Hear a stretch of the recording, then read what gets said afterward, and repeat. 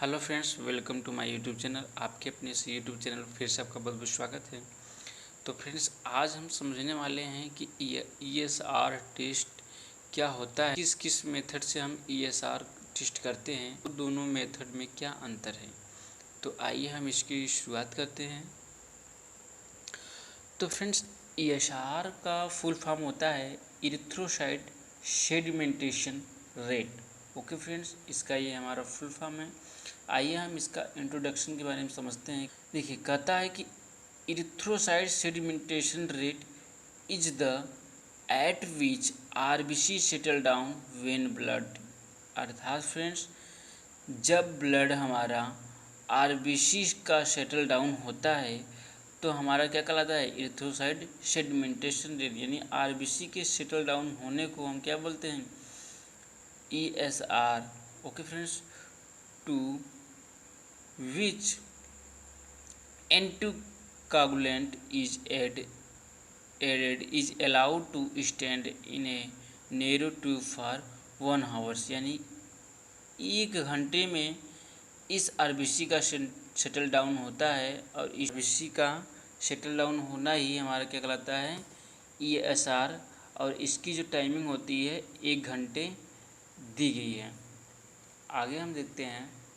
ये फ्रेंड्स हमारा ईएसआर जो ट्यूब है, ये हम फिगर में देख पा रहे हैं कि हमारा जो आरबीसी है वो इस समय सेटल डाउन हो चुका है 1 घंटे में। और यहाँ पर हम देख रहे हैं कि इसका जो रीडिंग है 50 है, और ऊपर हमारा जो लाइट येलो है ये हमारा प्लाज्मा ऊपर हमें प्राप्त हो गया है। तो इस तरह से हमने देखा कि आरबीसी का सेटल डाउन हो गया है और प्लाज्मा ऊपर आ गया है, यानी कि इसमें पूरा टाइमिंग हमारा लगता है 1 आवर्स। ओके फ्रेंड्स, अब यहाँ पर देखिए लिखा है कि the ESR is measure in mm, यानी कि ईएसआर का हम जो माप करते हैं वो किस में करते हैं, एमएम में करते हैं, of clear plasma at the ends of the 1 hours, यानी कि इसका जो टाइमिंग होता है 1 घंटे के लिए होता है। आगे हम समझते हैं। लिखा है द इरिथ्रोसाइट सेडिमेंटेशन रेट, ये यानी ईएसआर इज एक कॉमन टेस्ट, यह एक कॉमन टेस्ट है for non specific detection of information. इससे हम ये क्लियर नहीं कर सकते कि हाँ उस इंसान के अंदर वास्तव में कोई गंभीर बीमारी है, या फिर उस व्यक्ति के अंदर वास्तव में कौन सी बीमारी है, इसका हम सही डिटेक्ट नहीं कर सकते हैं। इसलिए इसको दिया गया है नाम non specific detect of information. सही बीमारी का हम पता नहीं कर सकते ईएसआर टेस्ट से। इससे बस हम इतना कर सकते हैं कि व्यक्ति के अंदर इन्फेक्शन है या नहीं। अगर हमारा इन्फेक्शन होगा तो हमारा मेल का जो नॉर्मल रेंज होता है 0 से 10 होता है। तो इस प्रकार हमारा 0 से 10 से नीचे सेटल डाउन आरबीसी का हो जाएगा अगर मेल में इन्फेक्शन है।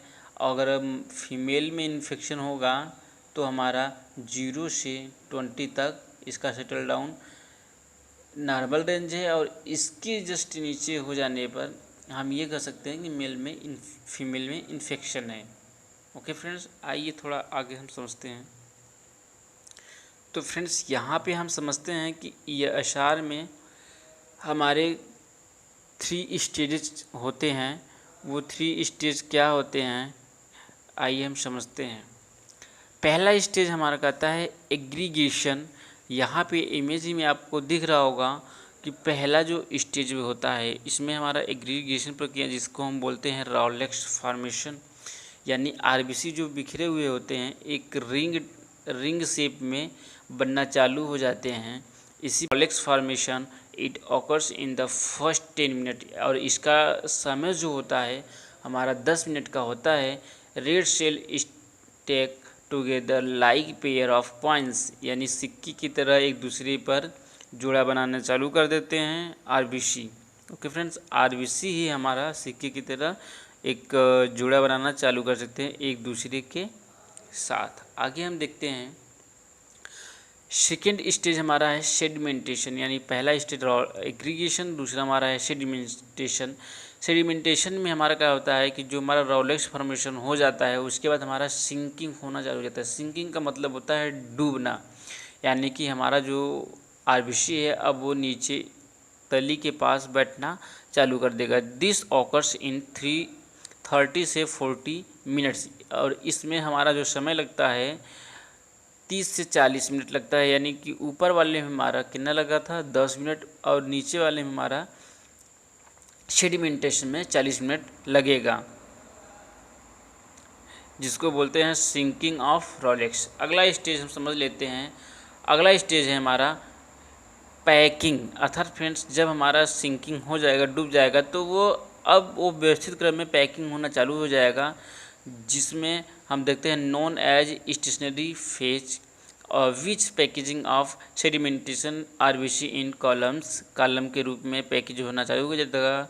It occurs in final 10 minutes, और इसमें कितना समय लगेगा हमारा 10 मिनट का समय लगेगा, यानी कि कुल मिलाकर हमारा 10, 40 और 10, यानी कि कुल हमारा 60 मिनट का समय लगेगा, जिसको हम 1 घंटे का ESR टेस्ट प्रोसीजर में हम 1 घंटे का समय देते हैं पूरी प्रक्रिया होने में। आगे हम समझते हैं कि हम किस किस मेथड से इसका टेस्ट करते हैं। तो फ्रेंड्स यहाँ पे हम देख रहे हैं कि 2 तरीके से हम टेस्ट कर सकते हैं, पहला विंट्रोप्स ट्यूब और दूसरा होता है वेस्टर्न ग्रेन्स ट्यूब। आइए हम समझते हैं कि दोनों में क्या अंतर है। तो फ्रेंड्स यहाँ पे हम देख रहे हैं कि पहला जो ट्यूब होता है ESR का, वो हमारा होता है विंट्रोप्स ट्यूब। इस ट्यूब में जो हम ब्लड सैंपल लेते हैं वो हमारा EDT ट्यूब होता है। ओके फ्रेंड्स, अगला हम देखते हैं कि दूसरा होता है ट्यूब हमारा वेस्टर्न ग्रेन्स ट्यूब। ये हमारा जो होता है एक ब्लैक प्रकार का ट्यूब होता है। इसमें हम समझते हैं कि इस वेस्टर्न ग्रेन ट्यूब में होता क्या है। इसमें दिखा रहा है कि एंटीकोगुलेंट ब्लड जो होता है 3.8% ट्राई सोडियम सिट्रेट होता है इस ट्यूब के अंदर इन 1:4। ओके फ्रेंड्स, यानी कि हमारा क्या होता है 1:4 के रूप में होता है, अर्थात अगर हमारा 200 माइक्रोलीटर एंटीकोगुलेंट है तो 800 माइक्रोलीटर हमारा ब्लड इसमें शामिल रहेगा। आइए हम देखते हैं इसके में क्या अंतर है। तो यहाँ पे फ्रेंड्स हम देख रहे हैं कि विंट्रोप्स ट्यूब और वेस्टर्न ग्रेन ट्यूब्स हमने अलग अलग इसको लिख दिया है। आगे हम समझते हैं कि इसमें क्या अंतर है। पहला कह रहा है विंट्रोप्स ट्यूब में कि close it the one end only, यानी कि हमारा विंट्रोप्स ट्यूब में हमारा वन साइड नीचे की तली के पास वन साइड में क्लोज रहेगा। ओके फ्रेंड्स, यानी एक साइड हमारा ओपन रहेगा और एक साइड हमारा क्लोज रहेगा। इसमें क्या कहता है वेस्टर्न ग्रेन्स ट्यूब में ओपन एट बोथ इंड्स, यानी कि दोनों साइड हमारा क्या रहेगा ओपन रहेगा। तो एक अंतर ये हो गया मेरा। अब हमारा लेंथ की बात करते हैं तो बोल रहा है कि 11 सेंटीमीटर इसकी जो हमारी लंबाई होती है वो 11 सेंटीमीटर होती है। अगर हम इसको mm में समझते हैं तो हमारा 110 mm क्या होती है इसकी लंबाई होती है, और इसकी पूरी लंबाई हमारी होती है 300 mm की होती है। ओके फ्रेंड्स, सेंटीमीटर में समझेंगे तो 30 सेंटीमीटर हो जाएगा, यानी कि mm में इसका मल्टीप्लाई हो जाएगा। आगे हम समझते हैं इंटरनल डायमीटर, यानी कि अंदर का जो हमारा अंदर ये हमारा जो ट्यूब है इसके अंदर का डायमीटर कितना है। तो अंदर का जो हमारा डायमीटर है 2.5 mm है, और सेम यही हमारा डायमीटर इसका भी है कि 2.5 mm इसका भी होता है। आगे समझते हैं इसकी मार्किंग जो दी जाती है वो हमारा 0 से दी जाती है और 10 तक रहती है। ओके फ्रेंड्स, यानी कि 0 हमारा टॉप पे रहता है और बॉटम पे हमारा 10 रहता है। तो ये हमारा विंट्रोप्स ट्यूब है। अब हम समझते हैं कि वेस्टर्न ग्रेन ट्यूब्स में क्या होता है। ये हमारा 0 तो हमारी बॉटम में होती है टॉप में, और हमारा 200 हमारा बॉटम में इसकी मार्किंग होती है। तो एक प्रकार का ये भी हमारा अंतर है। आगे हम समझ लेते हैं हम जो ब्लड सैंपल इसमें लेते हैं वो हमारा कितना आता है 2 ml तक ब्लड सैंपल हम इसमें ऑब्जर्व कर पाते हैं। इसमें भी हमारा 2 ml तक ब्लड सैंपल हो पाता है। हम समझते हैं इसमें नॉर्मल जो वैल्यू होती है मेल के लिए 0 से 10 mm पर हावर होती है और फीमेल के लिए 0 से 20 mm पर हावर्स होती है। और यही अगर हम वेस्टर्न ग्रेन्स ट्यूब में बात करें तो हमारा मेल के लिए होता है 5 से 15 mm पर हावर, और हमारा फीमेल के लिए होता है 5 से 20 mm/h। तो एक प्रकार से ये भी हमारा डिफरेंस है। अब मेन इम्पोर्टेंट हमारा क्या आता है फ्रेंड्स कि विंट्रोप्स ट्यूब हमारा जो यूज होता है यूज फॉर पीसीबी, यानी कि हम इसको पीसीबी में भी यूज कर सकते हैं। कौन? विंट्रोप्स ट्यूब। ओके फ्रेंड्स, यानी पीसीबी टेस्ट में भी यूज कर सकते हैं। लेकिन हमारा जो वेस्टर्न ग्लास ट्यूब होता है वो केवल ईएसआर में टेस्ट कर सकते हैं। तो हमारा ये एक मोस्ट इम्पॉर्टेंट अंतर है कि विंट्रोप्स ट्यूब हमारा पीसीबी में टेस्ट हो सकता है, लेकिन ये केवल ईएसआर में टेस्ट होता है, इसे पीसीबी में टेस्ट नहीं होता है। इसमें कुछ इम्पोर्टेंट चीज़ और हम देख लेते हैं। फैक्टर अफेक्टिंग ईएसआर, यानी कि ईएसआर को प्रभावित करने वाले कौन कौन से कारक हो सकते हैं। तो फ्रेंड्स, हमारा अगर फिजियोलॉजिकल फैक्टर्स की अगर बात करें, फिजिकल फैक्टर की बात करें, तो पहला फैक्टर आता है प्लाज्मा फैक्टर्स। ओके फ्रेंड्स, यानी कि हमारा जो प्लाज्मा फैक्टर में हमारे बॉडी के अंदर जो प्लाज्मा है, अगर इसमें इफेक्टिव आ गया तो हमारा ईएसआर चेंजिंग हो सकता है। दूसरा, अगर हम बात करते हैं एज के अकॉर्डिंग भी हमारा ईएसआर में चेंजिंग आ सकता है। तीसरा बात करते हैं सेक्स, यानी कि हम मेल है या फीमेल, अगर मेल है तो हमारा दूसरे तरह के तरीके से चेंजिंग आ सकता है, फीमेल है तो दूसरी तरीके से चेंजिंग आ सकता है। चौथा की बात करें तो हमारा प्रेगनेंसी में भी हमारा बहुत सारा चेंजिंग देखने को मिल सकता है। आगे हम बात करते हैं लेबोरेटरी फैक्टर्स। तो लेबोरेटरी फैक्टर्स में हमें क्या देखना पड़ता है? पहला पॉइंट से हमारा टेम्परेचर, यानी कि अगर हम सही रूम टेम्परेचर पे नहीं इसको टेस्टिंग करते हैं तो हमारा चेंजिंग आ सकता है। दूसरा पॉइंट से हमारा टाइमिंग, अगर हम इसको जितनी प्रॉपर टाइमिंग हमको दी जाती है ईएसआर टेस्ट करने में, अगर हम टाइमिंग नहीं देंगे तो हमारा चेंजिंग आ सकता है। तीसरा आता है एंटीकोगुलेंट्स, यानी कि हम ट्यूब में लेते हैं, अगर तार का ईडीटी ट्यूब में अच्छा ईडीटी ट्यूब ना हो, वेस्ट या ख़राब, चेंजिंग आ सकता है। Tilting of tube.